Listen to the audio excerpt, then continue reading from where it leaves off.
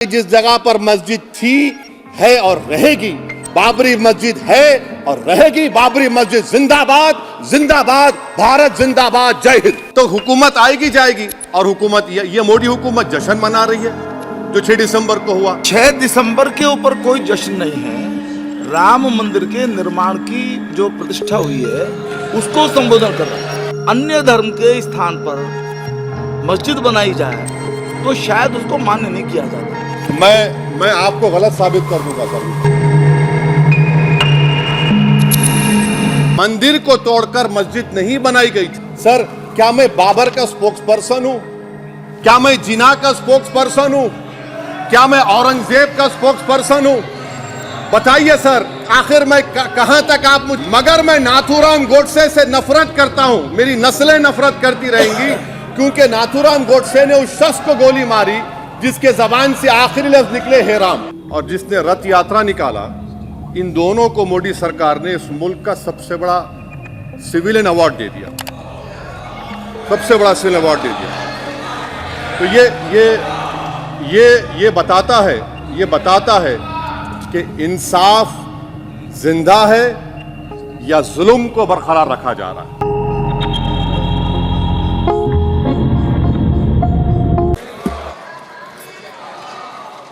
श्री असदुद्दीन ओवैसी जी। मोहतरम चेयरमैन साहब, आपका बेहद शुक्रिया। मैं इस मोशन की मुखालिफत में खड़ा हुआ हूँ। सर, मैं शुरुआत में हबीब जालिब का एक शेर पढ़ना चाहता हूँ। आप उर्दू जानते हैं और लॉ मिनिस्टर भी उर्दू जानते हैं। हबीब जालिब ने कहा था कि हुक्मरान हो गए कमीने लोग, खाक में मिल गए नगीने लोग, हर मुहिबे वतन जलील हुआ, रात का फासला तवील हुआ, आमिरों के गीत जो गाते रहे वही नामो दाद पाते रहे, रहजनों ने रेजनी की थी, रहजनों ने रेजनी की थी, रहबरों ने भी क्या कमी की थी।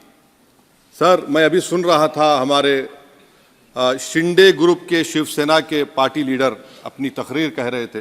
कहा कि 6 दिसंबर में जब बाबरी मस्जिद को शहीद किया जा रहा था तो उस वक्त के वजीर आज़म नरसिम्हा राव पूजा कर रहे थे।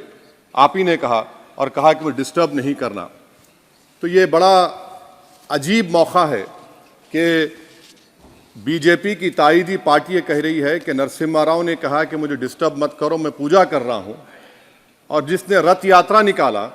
इन दोनों को मोदी सरकार ने इस मुल्क का सबसे बड़ा सिविलियन अवार्ड दे दिया, सबसे बड़ा सिविलियन अवार्ड दे दिया।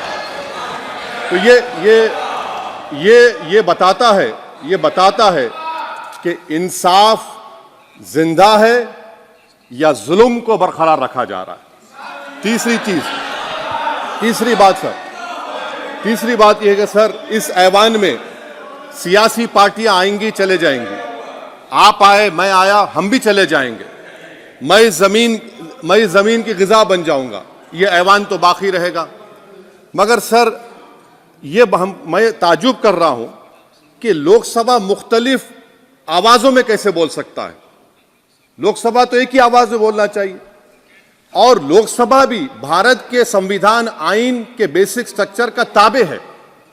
और सर, ये इसलिए कह रहा हूं कि 16 दिसंबर को मैं ले कर देता हूं। 16 दिसंबर 1992 को इसी लोकसभा ने एक रेजोल्यूशन पास किया था।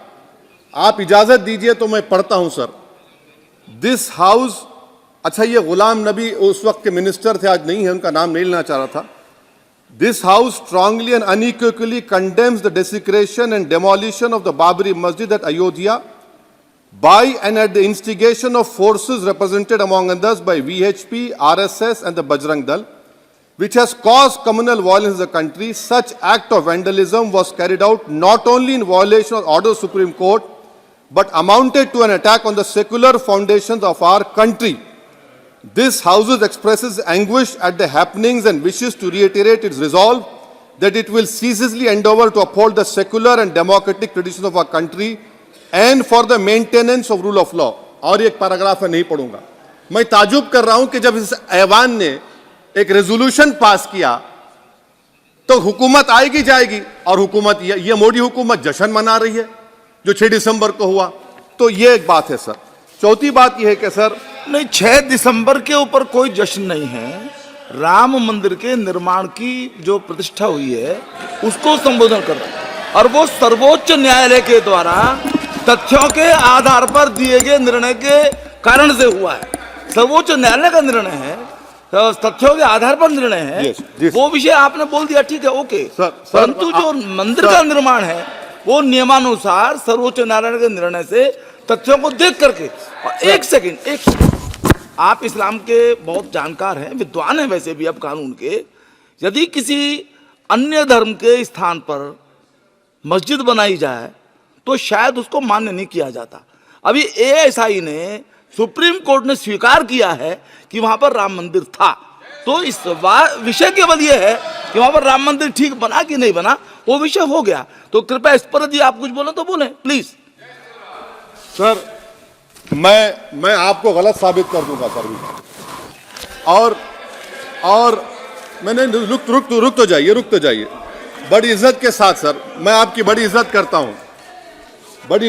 हूं सर। आपको मैं कोट कर रहा हूं सुप्रीम कोर्ट का जजमेंट, पैराग्राफ 1222 रोमन 17, उसमें लिखा गया है the destruction of the mosque took place in breach of the order status को and the assurance given to this court, the destruction of the mosque and obliteration of Islamic structure was an egregious violation of the rule of law. Egregious का मतलब जो छोटी मोटी अंग्रेजी में आती है वो क्रिमिनल एक्ट कहा। और सर आपने कहा था कि वहां पर मंदिर को तोड़कर बनाया गया। सर मैं आपके सामने ये तमाम चीजें लेकर दूंगा, सुप्रीम कोर्ट के जजमेंट के पैराग्राफ्स हैं जिसमें सुप्रीम कोर्ट ने एएसआई की रिपोर्ट को नकारा। उन्होंने कहा कि मंदिर को तोड़कर मस्जिद नहीं बनाई गई थी। सुप्रीम कोर्ट ने कहा, सुप्रीम कोर्ट ने कहा। अब और मैं रख दूंगा, आप पढ़ लीजिए। अच्छा सर मैं अपनी तकरीर पर आ जाता हूं सर। तो मैं अपनी बात कर देता हूं सर।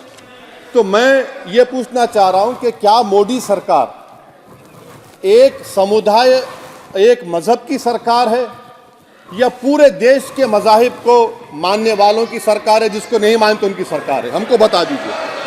क्या मोदी सरकार सिर्फ एक फिक्र और नजरिया हिंदुत्व की सरकार है? क्या इस देश का, इस गवर्नमेंट ऑफ इंडिया का कोई मजहब है? इस वतन अजीज सबके मजहब को मानता है। सर मेरा मानना है कि इस देश का कोई मजहब नहीं है। क्या ये सरकार 22 जनवरी का पैगाम देकर यह बताना चाहती है कि एक मजहब को दूसरे मजहब के मानने वालों पर गलबा और कामयाबी मिली? क्या आइन इसकी इजाजत देता है? क्या ये पैगाम आप जब ऐवान से दे रहे हैं तो 17 करोड़ मुसलमानों को आप क्या पैगाम दे रहे हैं, ये मैं आप पर छोड़ता हूं। सर 49 में धोखा हुआ, 86 में धोखा हुआ, 92 में धोखा हुआ, 2019 और 22 में भी इस ऐवान के जरिए हमको धोखा दिया जा रहा है। और अफसोस के साथ कहना पड़ता है सर कि मुस्लिम अक़लियत को हमेशा यह कहा गया कि तुमको भारत के शहरी बरकरार रहने के लिए एक बहुत बड़ी कीमत तुमको चुकानी पड़ेगी, और हम पर इल्जाम लगा दिया गया। सर क्या मैं बाबर का स्पोक्स पर्सन हूं? क्या मैं जिना का स्पोक्स पर्सन हूं? क्या मैं औरंगजेब का स्पोक्स पर्सन हूं? बताइए सर, आखिर मैं कहां तक आप मुझे लेकर जाएंगे? दूसरी बात यह है सर, दूसरी बात यह है कि फिर 6 दिसंबर के बाद देश में फसाद हुआ, नौजवानों को टाडा में डाला गया जो बूढ़े होकर निकले। यकीनन आपकी सरकार नहीं थी, आपकी सरकार नहीं थी। अच्छा बल्कि मैं तो मर्यादा पुरुषोत्तम राम की इज्जत करता हूं, मगर मैं नाथूराम गोडसे से नफरत करता हूं। मेरी नस्लें नफरत करती रहेंगी क्योंकि नाथूराम गोडसे ने उस शख्स को गोली मारी जिसके जबान से आखिरी लफ्ज निकले हे राम। सर छठी बात यह है कि 87 में मलियाना हाशिमपुरा हुआ, 83 में नेल्ली हुआ, 44 में जम्मू में नस्ल कशी हुई, 2022 में हल्दीवानी में कत्ल हुआ। इतने धोखे सबसे बड़े किसको दिए गए? असदुद्दीन ओवैसी को दिए गए, मगर फिर भी मुझसे ही कहा जाता है कि वफादारी को तुम साबित करो अपनी ओवैसी। सर, आज भारत के 17 करोड़ मुसलमान अपने आप को अजनबी और एलिनेट महसूस कर रहे हैं। मैं बहुत बड़ी नाइंसाफी होती है, सर ये कोई तारीखी नाइंसाफी को इंसाफ नहीं किया जा रहा है। स्पीकर बल्कि सर, अंग्रेजी में स्पीकर सर, केवल एक प्रश्न का जवाब ओवैसी साहब दे दें कि बाबर को वो आक्रमणकारी मानते हैं या नहीं मानते हैं? पुष्पमित्रा संघा को आप क्या मानते हैं? बताओ, पुष्पमित्रा संघा को आप क्या मानते हैं? जम्मू के वो कश्मीर के वो राजा को क्या मानते हैं जिसके पास एक फौज थी मंदिरों को तोड़ने के लिए? आप क्या मानते हैं? यही तो मैं कह रहा हूं कि निशिकांत दुबे 47 में आजादी मिली असदुद्दीन ओवैसी से बाबर की बात पूछ रहे हैं। तुम गांधी की बात पूछते, तुम बोस की बात पूछते, तुम जलियांवाला बाग की बात पूछते, तुम काला पानी में जो मुसलमान शहीद हो गए उनकी बात पूछते, मगर बाबर की बात पूछी जाती है। तो सर, मैं आपको बता रहा था, खामखा डिस्टर्ब किए सर, मुझे मेरा वक्त ले लिए निशिकांत दुबे। सर, मैं आपसे कह रहा था, मोदी हुकूमत ये पैगाम दे रही है भारत के मुसलमानों को कि जान बचाना है या इंसाफ चाहते हो। मैं कह रहा हूं, मैं भीख नहीं मांगूंगा, मैं इस नंगी तासुब को कबूल नहीं करूंगा, मैं दूसरे दर्जे के शहरी के मौक़िफ़ को कबूल नहीं करूंगा, मैं अपनी शनाख्त को नहीं मिटने दूंगा। अब मैं झूठी और दिल फरेब बातों पर हरगिज भरोसा नहीं करूंगा। मैं वो काम नहीं करूंगा जो बीजेपी और नाम निहाद सेकुलर पार्टियां चाहती हैं। मैं वो काम करूंगा जो आपको पसंद नहीं है, संविधान के दायरे में रहकर।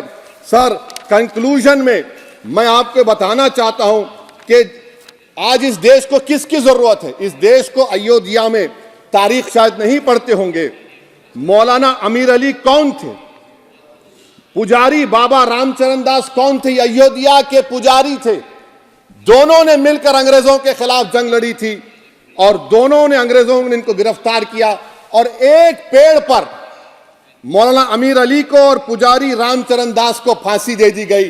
देश को इनकी जरूरत है। देश को शंभू प्रसाद, अचन खां, ये राजा देवी बख्श सिंह के फौज में थे, अंग्रेजों से मुकाबला किया, मुसलमान की लाश को जला दिया गया और शंभू प्रसाद को दफना दिया गया। इस देश को यह जरूरत है, देश को बाबा मोदी की जरूरत नहीं है। आज भारत को अयोध्या के मौलाना अमीर अली और रामचरण दास, अचन खान, शंभू खान की जरूरत है। सर, मैं अभी सुन रहा था ये नाम निहाद सेकुलर पार्टियों के बयानात को।